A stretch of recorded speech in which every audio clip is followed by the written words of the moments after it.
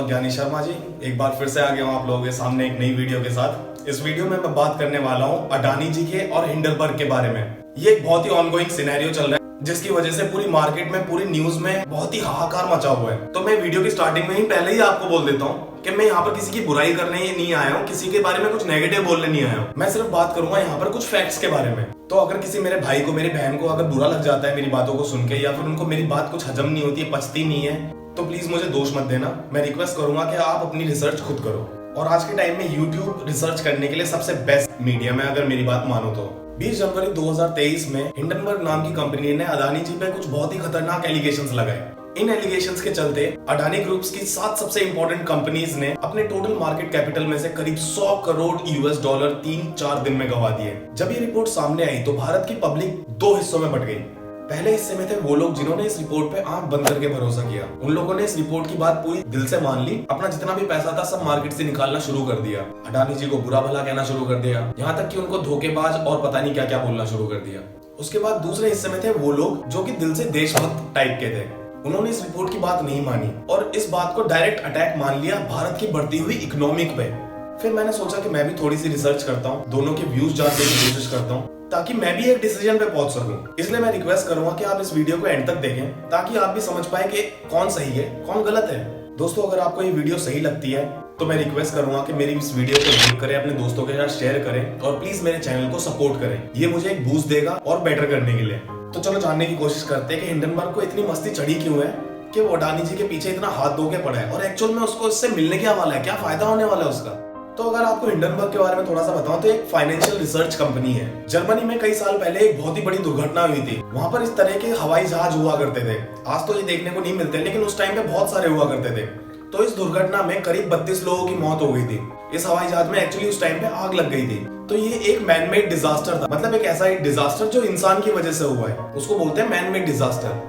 तो उसी चीज से ये हिंडनबर्ग ने अपना नाम लिया है। हिंडनबर्ग का मानना है कि वो शेयर मार्केट में या फिर फाइनेंशियल वर्ल्ड में जो भी मैन मेड डिजास्टर होते हैं वो उनको रोकने के लिए बनी है। वो ये कहती है कि हम एक आम आदमी के साथ में, और अगर इनकी माने तो ये पर्दाफाश करती है उन बड़े बिजनेसेस का जो कि एक आम इंसान का पैसा खाकर खुद पैसा बना रहे हैं। तो देखो, बातें और इरादे तो पूरे इनके नेक है। अब मैं बताता हूँ कि ये पैसा कैसे कमाती है। तो एक्चुअल में ये पैसा कमाती है शॉर्ट सेलिंग करके। अगर शॉर्ट सेलिंग के बारे में मैं आपको बहुत ही शॉर्ट में बताऊं तो आपने शेयर मार्केट के बारे में तो सुना ही होगा। अगर शेयर मार्केट में आप किसी भी शेयर को खरीदते हैं तो आप उसके कुछ % के मालिक बन जाते हैं। उसी के साथ अगर वो कंपनी ग्रो करती है तो आपको भी प्रॉफिट होता है। लेकिन वही बात करें शॉर्ट सेलिंग की, तो वो एक ऐसा तरीका है कि उससे डूबती हुई कंपनी से भी पैसा कमाया जा सकता है। अगर मान लो आपको पता है कि एक XYZ नाम की कंपनी है जिसके शेयर के प्राइसेस कल कम होने वाले हैं, तो आप शॉर्ट सेलिंग के जरिए उसमें डूबती हुई कंपनी से भी पैसा कमा सकते हैं। तो ये कंपनी भी कुछ ऐसा ही करती है और इन्होंने खुद माना है कि अडानी जी पे जो इतनी सारी एलिगेशंस लगाई हैं उससे जो उनके शेयर के प्राइसेस कम हुए हैं उससे भी ये पैसा कमाने वाले हैं। सुनने में तो ये काम कितना इलीगल सा लगता है ना, लेकिन दोस्तों मैं आपको बता देता हूँ ये काम बिल्कुल लीगल है।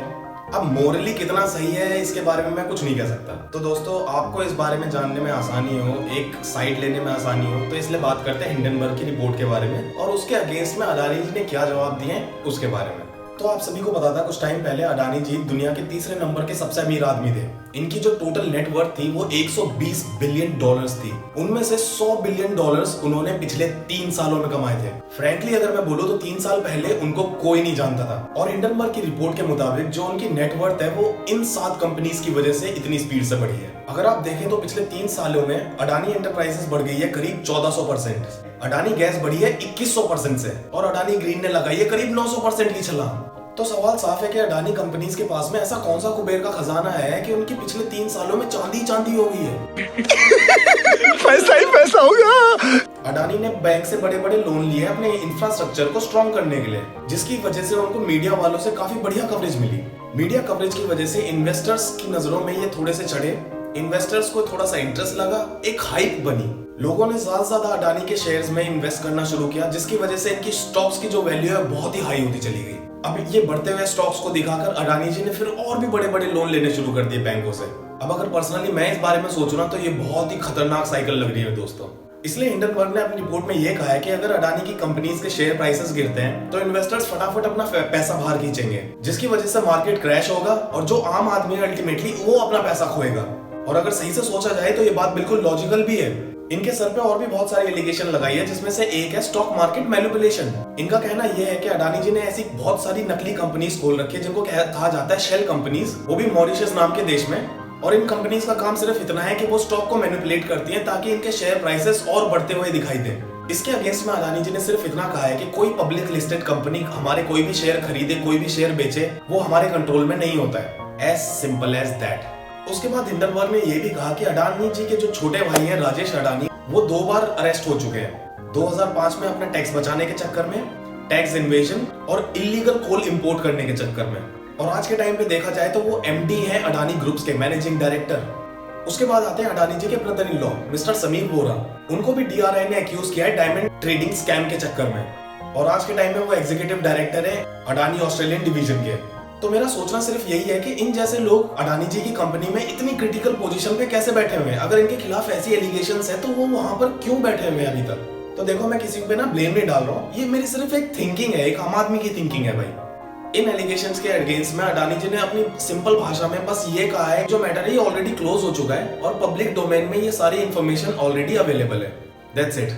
तो दोस्तों, मेरे को तो ना कहीं खट्टा मीठा टेस्ट आ रहा है ये सारी चीजें सुन के, और सही बोलूं ना तो मेरे को भी लगता है कि दाल में कुछ काला है। बाकी आप लोग अपनी रिसर्च कीजिए, आप लोग देखिए आपका दिल क्या कहता है। मैं किसी के ऊपर अपना डिसीजन थोप नहीं रहा हूँ, और इस प्रॉमिस के साथ आपको बाय बोलता हूँ कि अगले हफ्ते फिर मिलूंगा एक बेटर वीडियो के साथ। Thank you so much.